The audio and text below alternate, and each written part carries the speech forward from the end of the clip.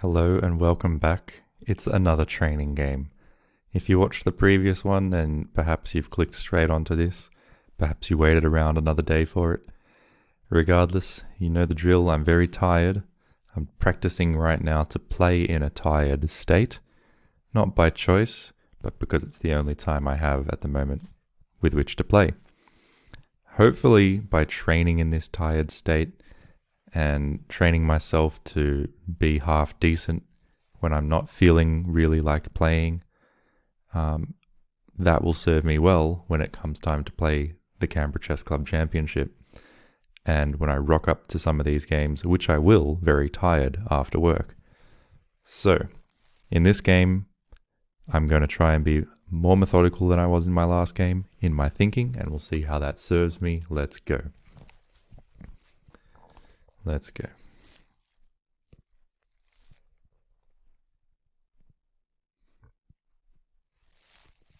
This time we have white. Let's go e4. And we're playing against a Sicilian. I'm going to play the Alapin variation.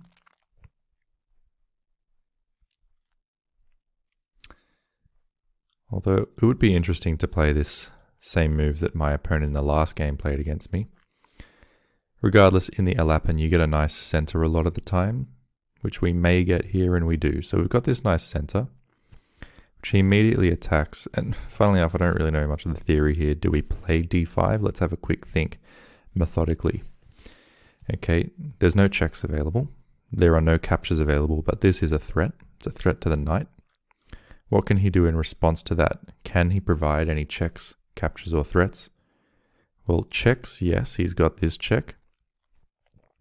Once I then attack the queen, perhaps, it's probably not so good, although he can bring the bishop down. But if he just brings the bishop down, well, then I take the knight. And if he takes here, well, I just simply take back. So that wouldn't be a good outcome for him if I play this and he goes for the immediate check. Likewise, if he goes for this check, well, then I can come here anyway. And if he just takes, I take back. Then he still has to move the knight. And when the knight moves, I can take this pawn.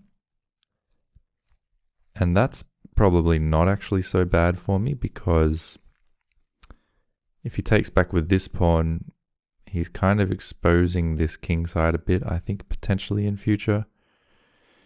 Whereas if he takes with this pawn, well, then I can trade queens. He gives up the right to castle. Not the end of the world for him. But also, this check is not the only option. He could, for instance, take, although that would then ruin his pawn structure. Or he could simply move the knight somewhere. Does he want to move the knight somewhere, though? I would say probably not.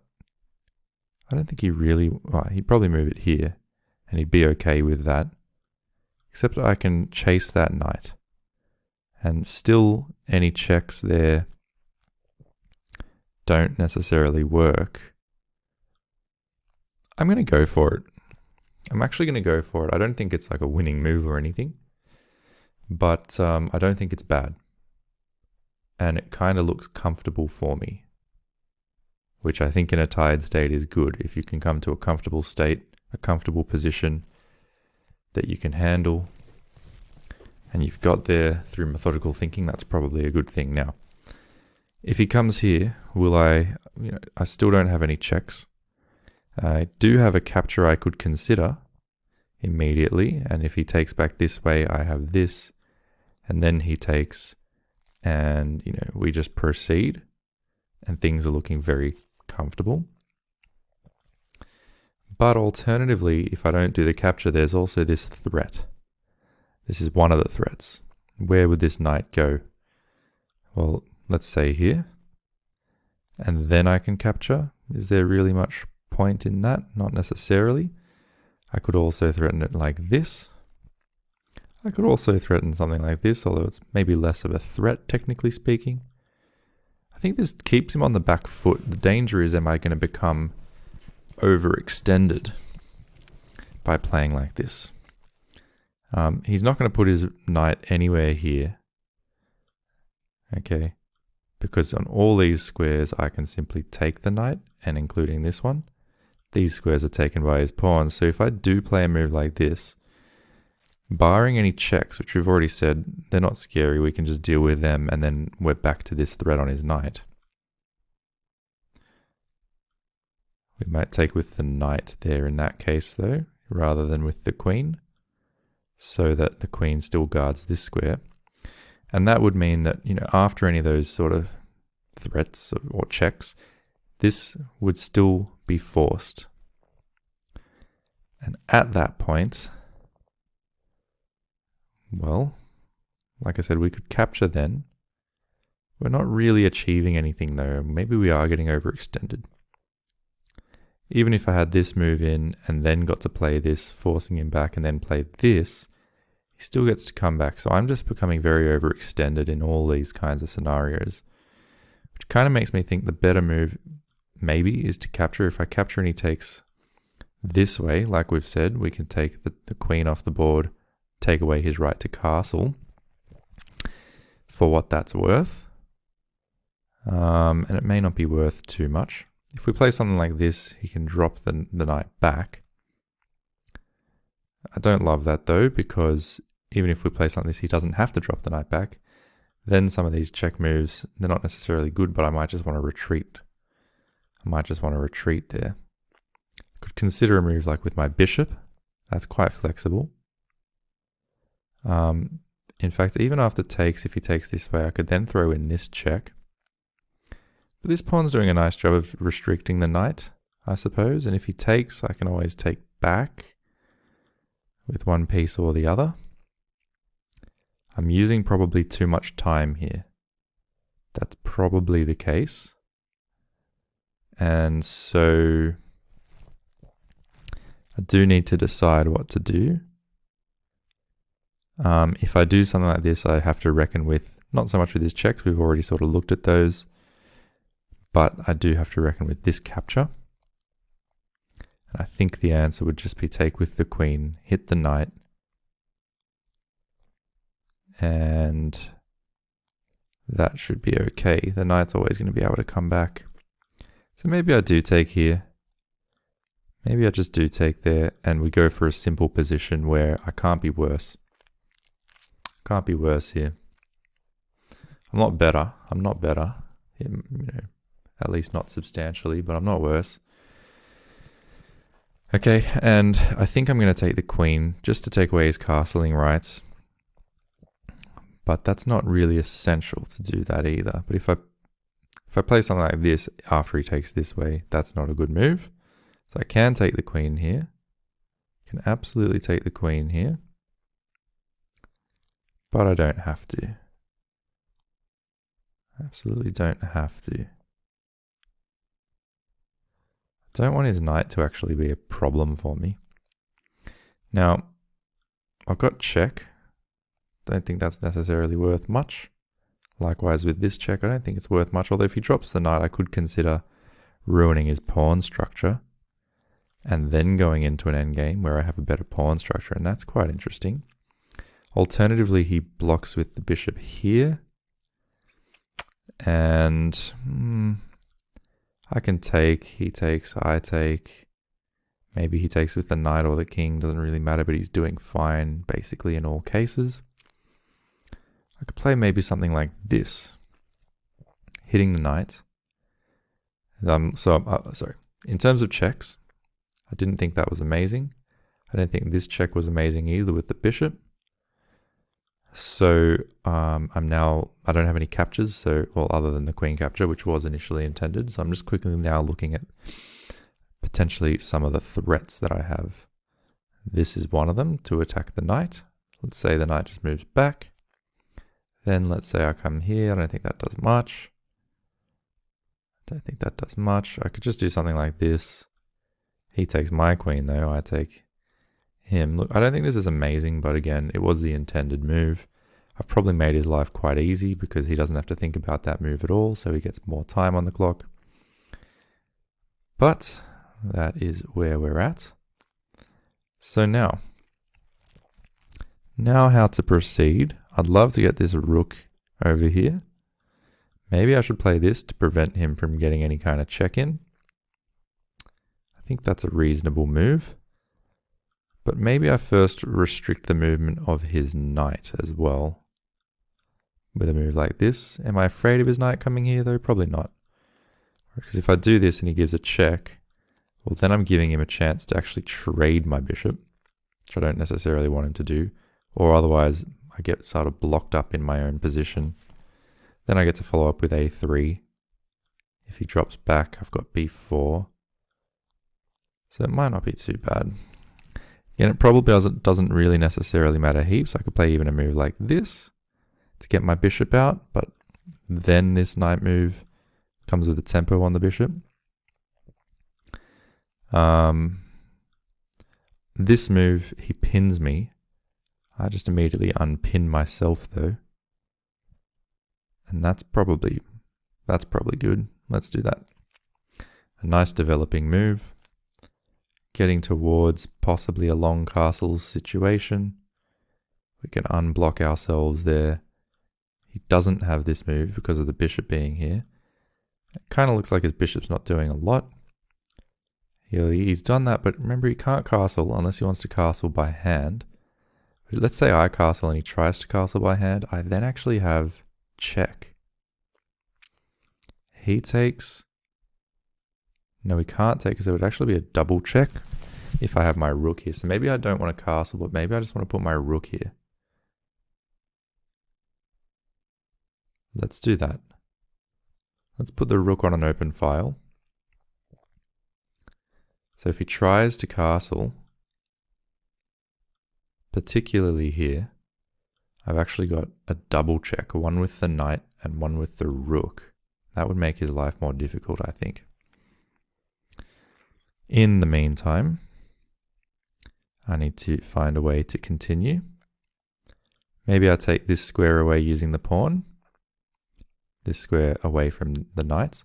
This knight's also attacking this, so what I'm actually going to do, or what I'm thinking of, is this move.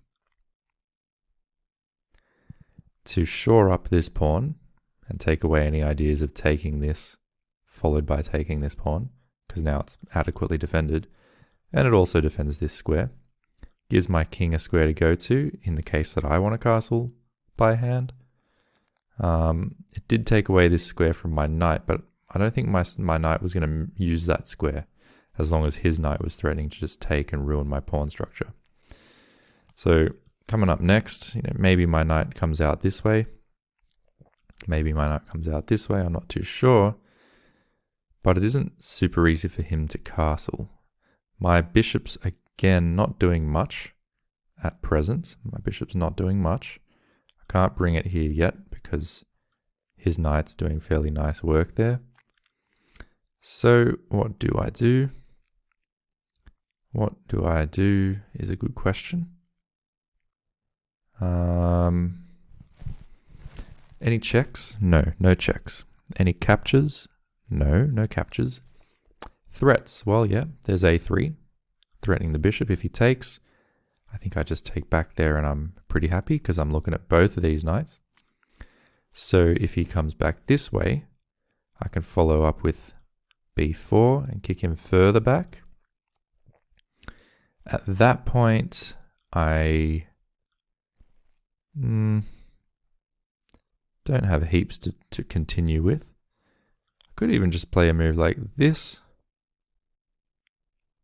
And then the knight would have maybe prospects of coming here, but from here there's not a lot of prospects either. Sorry, another threat would be this. I don't love that idea though. This is also a threat. I guess my rook is defending this piece now. So this is a threat, and where does the knight go? I mean, maybe nowhere, maybe he just defends it. Maybe he just defends it, but if he doesn't defend it, he has to put it somewhere. I assume here or here would be most sensible. If here, well then I can actually come here and pin this bishop, pin this knight, and threaten this move. And I think as a result of that, he would have to play something like h6, I drop back. Maybe then he plays this. I think that's not a bad idea really. I think that's not a terrible idea. It also frees up the D file if I want to put my rook over on that file, which could also be the case if he does decide to defend this way. So a mistake I made there, regardless of whether the move itself was bad, and despite spending too much time on it, which is also a mistake, I wasn't methodical in that I didn't even think, what's he going to do in response? What are his checks and captures? This check, yes, I can take with the rook. What about from there? Any other checks or captures? Well, they're only nonsensical as far as I can tell. So I think that's okay. And threats-wise, this is nonsensical. This is nonsensical. So I think it's all right. I think everything's just all right at the moment. I don't think I'm necessarily better at all, but I don't think I'm worse, except on the clock. But let's be methodical. He can't go. Okay, so he deals with the threat in that manner. This idea still exists, though, which is interesting. This idea does still exist. That's worth noting. But now that the knight's not here, I think it's a good chance to bring my other bishop out. So I'm going to start with that move. Any checks or captures there I need to be aware of? Well, there's only this check. No other real good captures, so I'm going to do it. Any threats? Well, threat would be this. But I can drop back there, and I'm all fine there, I believe. So let's come here. Now we can maybe bring the other knight out, castle, and we have a relatively comfortable position, I would say. This is also a threat, potentially. But then I have this move, at the very least. That's at the very least. I could also just drop back here, and I'm still threatening the pawn in that case. So I don't think I've got any real weaknesses here to be particularly aware of. He could jump his knight into the d4 square. That's certainly a possibility. From that square, he's not really threatening anything, though. As far as I can tell, there's no threat there. Maybe if he puts a rook here, that's something to be aware of, because then there's potential pressure against the bishop. Okay, he's threatening the bishop this way. That's it. That's a good move. I can still just bring my bishop back here if I want. I think that would be fine. Whatever I do, I should be relatively quick. If I come here, he takes, I take. I've got a bit of a ruined pawn structure. I don't want to allow that. So basically on principle, yes, let's come back. And at least for the meantime, you know, my bishop's still better here than it was back on f1. It may even be better here than anywhere else because, again, if he tries to castle, well, he can't castle by hand, but if he castles over this way, then there's this check. Coming back, and no, there's not, because I'm still pinned. So I would like to get out of this pin. It's a bit annoying. Maybe here there's this, though, because now he's going to have to come back this square or this square only. But if he chooses this square, then there'd be a fork, which is nice. And the only other square other than take, but takes I'm not unhappy with, I don't think. Okay. So there's this. This is, let's think, checks or captures. There's this check. He just takes. And then there's almost a fork, but not quite. Not quite a fork yet. Captures, there are none. Threats, there's this. There's this. Let's say he comes here, then there's this. He does this, this, and this. I'm not getting anywhere there at all, and he's accentuating pressure on my pinned piece. So I don't think I want to do that. He's connected his rooks. This is a threat as well. If he takes, I take. If he tries to, you know, counteract one of my rooks, though, I don't love that. I can do something like this to simply defend my rook. If he takes, I take back. And that scenario looks quite fine. And I've won the bishop pair. I think that's fine.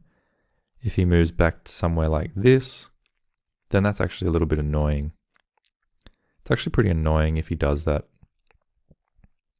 I kind of think I want to have my bishop here, to be honest. I think I want my bishop here.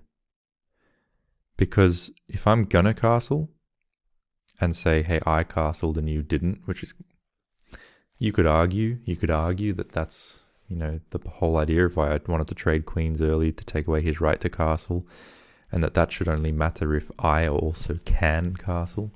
I'm not going to be able to really castle with any effect if he has his bishop staring down this diagonal, because that's where I'm going to be castling too, whether automatically or by hand. So I'm going to own this diagonal, prevent him from putting his bishop there, which in hindsight also would have been possible with this move. Also would have been possible with this move again, because if he had come there, there was a fork. So now he's threatening my bishop indirectly. I might just bring my bishop back to some degree of safety. It's a long range piece, so I think from here it's still good. I do need to be aware of my time. He doesn't have any checks or captures other than this, which I'm not too afraid of. And maybe on the next move I'll play something like this. Okay, he takes, I'm going to take. I am threatening this. I am threatening that. And he's not dealt with that threat. So is this not a nice move? I think it is a nice move. Hitting the rook and also hitting the knight. The knight can jump back, but I win an exchange there. Does he have any checks or captures there that I need to be aware of? Check is nonsensical. There's no other check. There's no other capture that's got any sense to it, even after this. So let's do it. I think I win an exchange here. And whilst I can't castle manually because of the bishop piercing through my position, I can castle manually, just not automatically. So I think here I win a rook, like I win an exchange for a bishop, which is, I guess in this position, a small advantage. Excuse me. A small advantage at least. I could also consider this check if I'm being methodical, because this check is actually quite a nice one if I were to give it, because specifically it prevents his king from going over to the side of the board where it's safer. It actually keeps his king out here somewhere, probably here.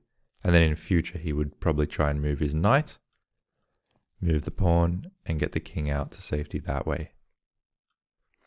Ooh, that's not a good move, because he's just given me the whole knight for free. So there's no real need to play a move like that. I mean, I could take the rook first, because then I'm threatening the other rook. But I think it's better just to simply take the knight. I'm defending my rook. I'm a whole piece up. I'm still threatening this check to keep him in the open, at least for the time being. I'm threatening to simplify. I'm threatening to just complete my development. This is a good position. And I think that the methodical thinking has certainly helped. I like this idea of giving this check, keeping him in the open. Let's keep him in the open here. I don't want him to be able to retreat his king to a more safe position at all. Why should I want that? Okay. Now I'm going to bring my rook, my knight into the game and get my other rook into the game as well.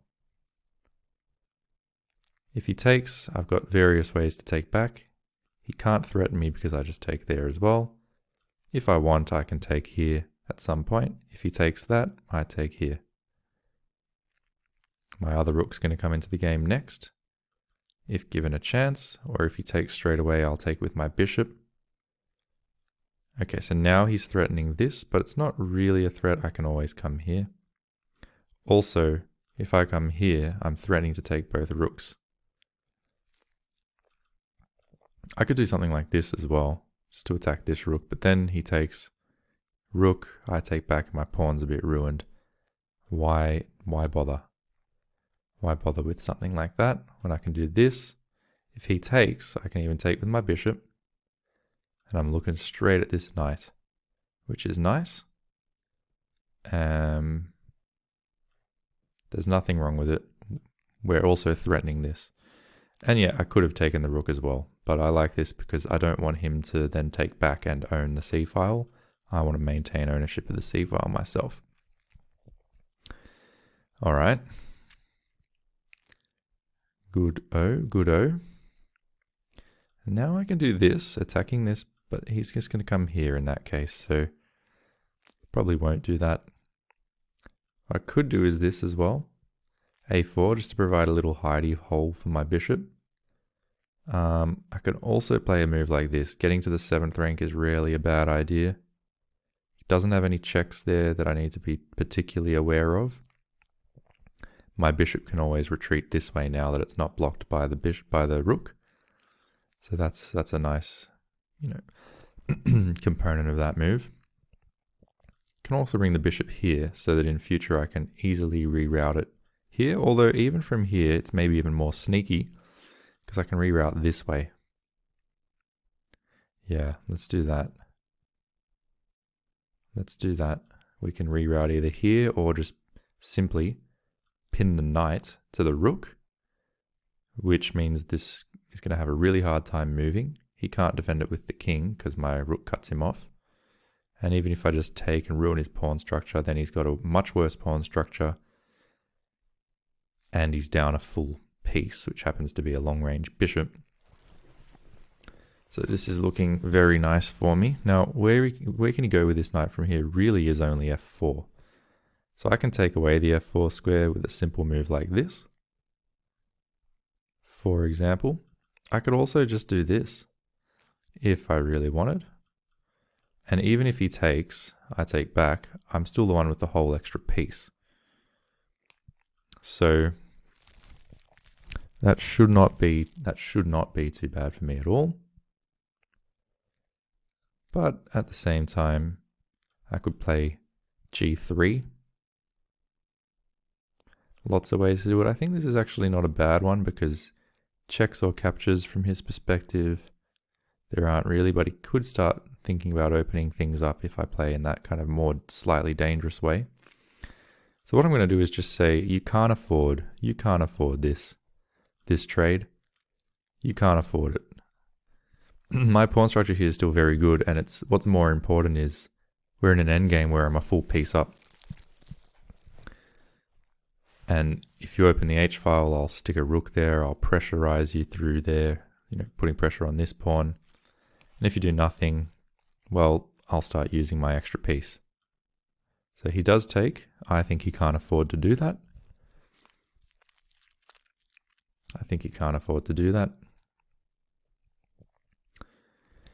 And basically, this game's not over, so I don't want to fall asleep at the wheel. That's the lesson I've learned in last year's championship, and just in general, you cannot fall asleep in these kinds of positions. It's never safe. Not until it's over. Here, he just doesn't have any checks to consider. This capture is not dangerous. And if he tries to open up through the center, the trades benefit me. So at the moment, everything's fine. And I'm just thinking of applying a check here, kicking his king back away from the center. Now I don't mind if he's away from the center because it is approaching an endgame. And I want to keep his king as restricted as I can.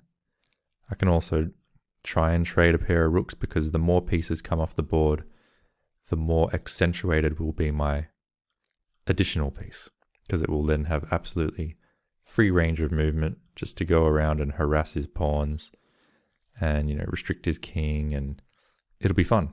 It'll be fun in that case. So that's why I was okay with doubling my pawn to get rid of one piece. I'd be happy to trade more rooks if I have a chance. If he does something like this, is there a check on board? I don't think so. Because he just takes, I was thinking, do I have anything here? But no, that would be an obvious mistake. But I'm not worried about this because why should I be? All right, so that has to be a mistake for various reasons. One of them is this. check, which forces him maybe here. Maybe he can actually come here. So maybe I start with this check instead, because that forces this. And then even if he comes here, that's fine. I can then come back. Maybe then here, offering another trade, and everything there is hunky-dory. So there's a check. We're definitely going to get at least one set of rooks off the board here, maybe two, depending on how he plays it. But I'm assuming he's going to come here. Yep, and interestingly, I could play this as well. But what's the point of tying myself up? I could play this, but then he goes check, take, check, and there goes all my hard work. So I think what I'm going to do is this. Threatening his rook. He has to move the rook back somewhere. And then... ooh, and then there's even this move. But then he comes back again.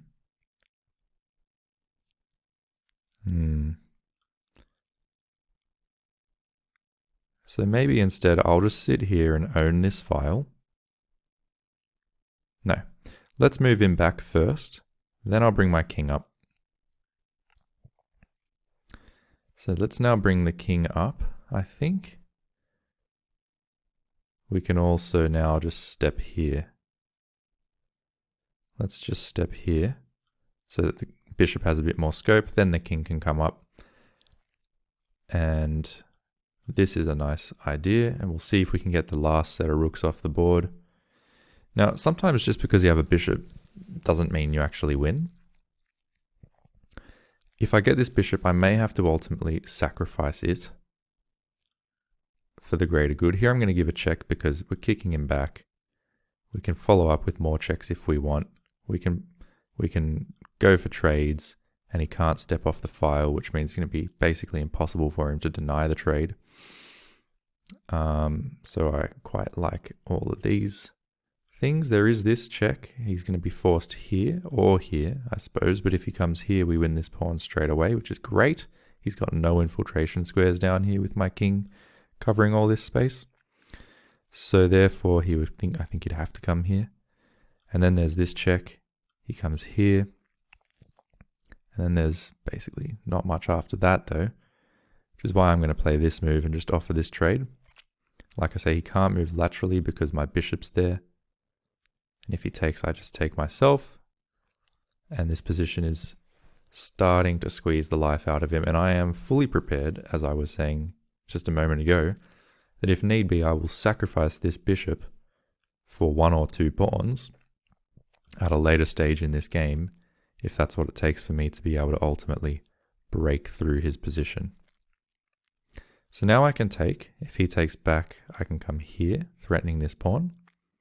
That pawn can move, but not very far. I don't have a lot of time, that's true.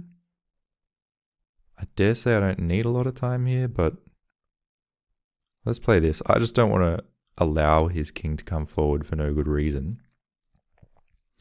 So I'll just play slowly for the moment. He's in a position like this, he's got no checks and captures that I really need to worry about. I just need to continue to play sensibly. Okay, he comes over here. Now there's this check, supported by my bishop. And now I can come here, if I want, and threaten this pawn and the rook trade behind it. If he wants to move his king, well, he can't actually move the king. Okay, so here's a check, and now I can take this at the very least, and then I'll be able to win the game from there. So there might be something better, but I don't care. I don't care. This is just completely fine for me, so let's do it. Can I play f4? He takes, I take, he takes, I take. Should be completely fine for me.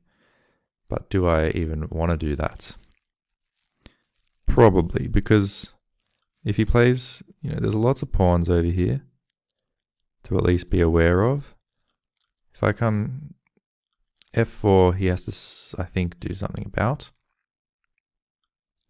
Yeah, let's just do f4. I think this bishop will play the ultimate deciding role. But at the very least, I can't lose this game at this point.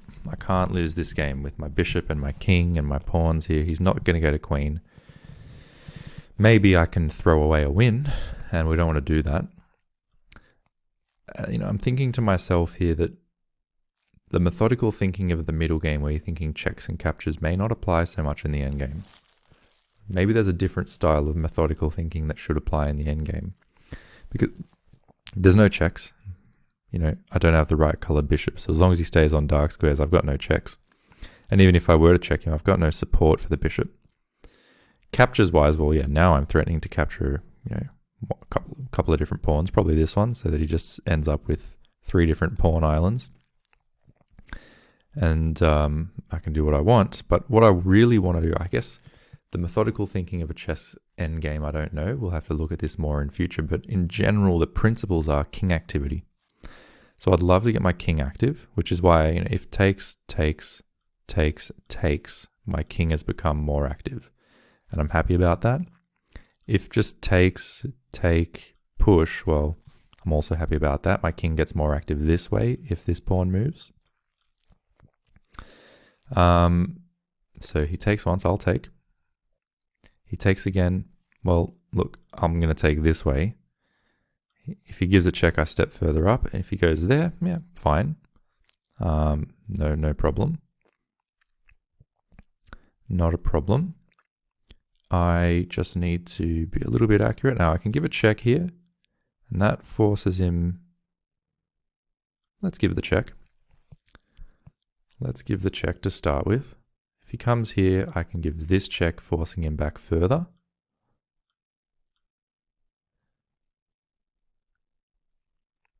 And then I can just get behind the pawn. Now, the issue is he ever going to create a passed pawn over here? That's the question. Now, if I come here, I think that's kind of nice, because then I'm threatening to just play this check. If I play this, am I ever worried? I don't think so. I mean, I can always come back. My king is well within the square of these pawns. But what I was going to say, worried, am I worried about him, getting a passed pawn? And I think the answer there is no. I think the answer there is no. This is a much quicker passed pawn to start with.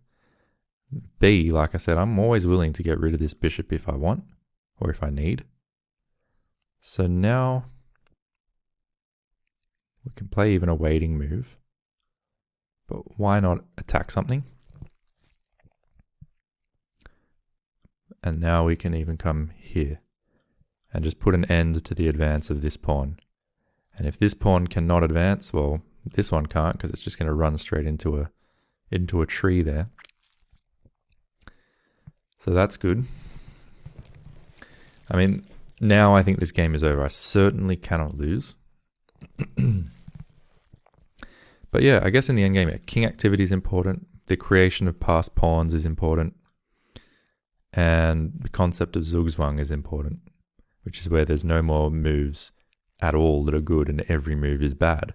We might see that, this pawn can't move. This pawn can't realistically move. This pawn's going to run out of squares eventually. I might even just play g4 just to wait. I can play b3 to wait. Eventually he's going to have to move his king to an unfavorable square somewhere, and I'll be able to make progress with my king. And if I can't make progress, I can wait with my bishop, but he's not going to be able to wait with his king. He's going to have to do something ultimately that's going to give. And that's why I can't lose. So I think in this game, I was deliberately more methodical in my thought than in the previous game.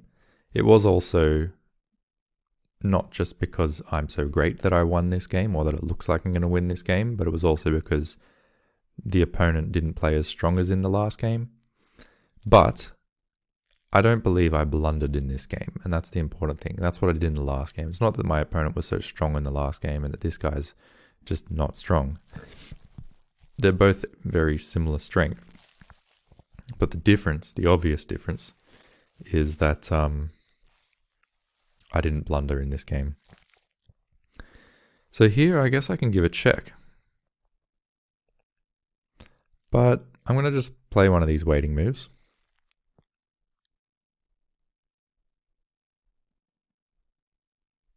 Just play one of these waiting moves for now.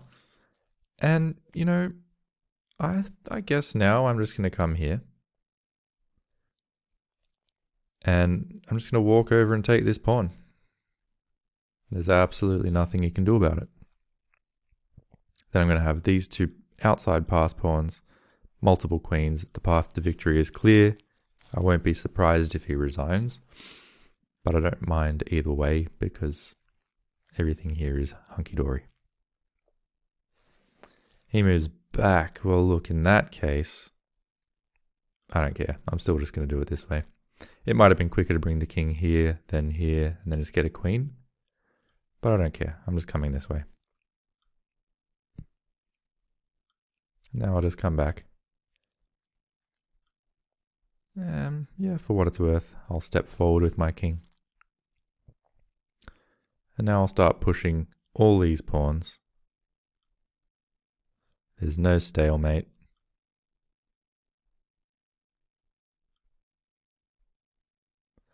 So we've got those few moves there pre-moved, and he can do whatever he wants. And we can come here. And we can come... Well, yeah, you can do that. But what's the point? What's really the point? I'll take.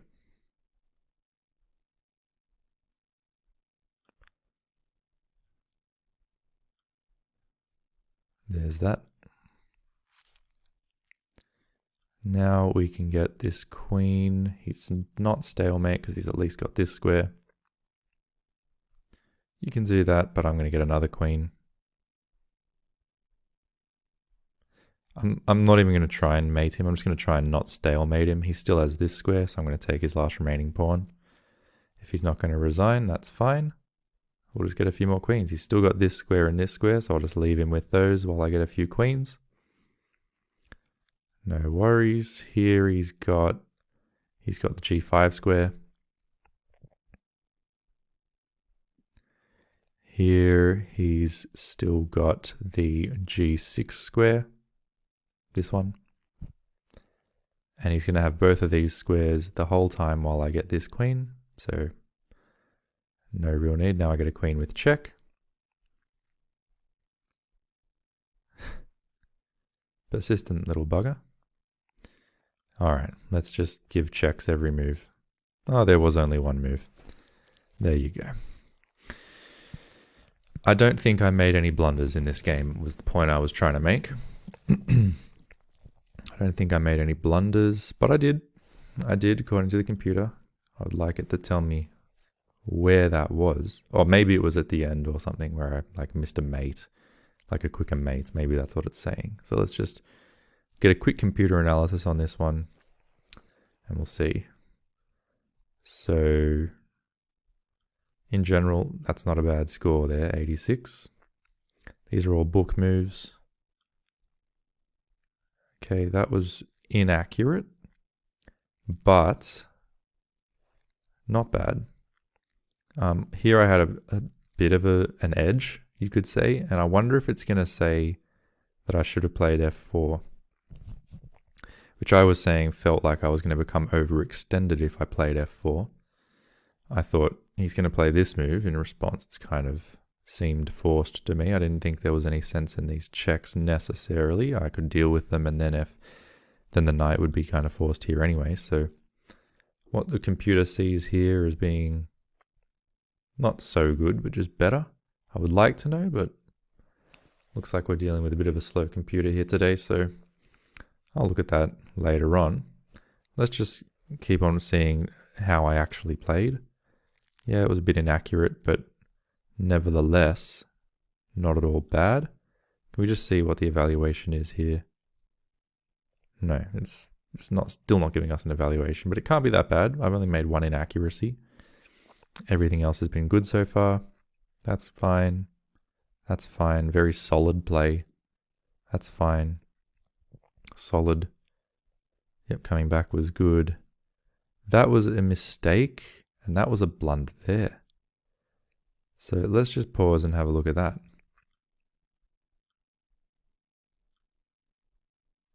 So retreating this bishop was a blunder, and the better move was a3. Well, I just assumed, okay, let's say he takes the knight. I take back with the rook. What's the blunder? Is it, okay, I'm still threatening this move, which I'd ended up playing in the game. So let's say he plays something like this. Then there's this. He has to come back. I guess I don't really see... I see why I'm better here for sure. But it sort of seems similar to what happened in the game. Why was bishop b1 itself a blunder? What did he miss? He missed that here he could play this move, attacking my bishop and attacking the pawn. That's why it was a blunder. Okay, so I wasn't methodical enough on each move. And that's actually demonstrated by the fact that when I played this bishop move, I think I questioned, this as one of the threats he could make, but it was only one of the threats he could make. And I think I'm guilty of doing this pretty often, is like I consider one of the things I should consider, but there's multiple things I should consider. So yes, this is one threat, but this was another threat that I didn't consider. And it wasn't a big problem. It was still a good move. And even after he does that, I just drop back, but I just didn't consider it. A methodical thinking of, if I do this, then what are his checks, captures, and threats, should be alerting me to these possibilities, and should also be alerting me to, hey, if after this move, if I play bishop b1, what are his checks, threats, and captures? Well, no checks. Capture I'm not afraid of. Threats, though, he could threaten my bishop and my pawn, and hey, that's really difficult to deal with. So maybe, therefore, I shouldn't play bishop b1. So that's why methodical thinking would have helped me, but I didn't stick to it completely. Anyway, from there, in general, I think I was quite methodical in my thoughts. That was a nice little move, and reacted well in the end. Developed a knight, got a nice trade. Just doubled on the file. Got a rook to the 7th rank. Retreated. Allowed the trade because it's favorable for me at this point. Get the bishop back out. Get a pair of rooks off the board to accentuate the fact that I have a spare bishop. Offer a trade, but then try and get my bishop more active. Try and get a trade in again on my own terms, not allowing him to activate his king in the meantime. And kind of being patient, shuffling around, ultimately winning another pawn, getting the rooks off the board. And from here, it was straightforward. I'll just make sure that I didn't make any blunders here somewhere in the endgame. I don't think so. I don't think so at all. So I got my king a bit more active when I had a chance. Bit of a waiting move, forcing a weakness. And now he's basically in Zugzwang. Not really, but because he can still move his king, but there's nothing dangerous he can do. To the point where I was just able to waddle over with my king, waddle back, and, make several queens with no danger. There's no point looking further than that. So, okay, better than yesterday. Good training for playing when tired. Rely on methodical thinking. It's more important than inspiration in chess. Particularly when you're tired, rely on methodical thinking. Thank you for watching. We'll be back next time with either another training session or a master game analysis. We shall see. But regardless, I do appreciate the views and the comments. And if there's anything in particular you'd like to see me do in preparation for this, or any feedback, I'd be very welcoming of it. So until then, thanks again, and we'll see you next time.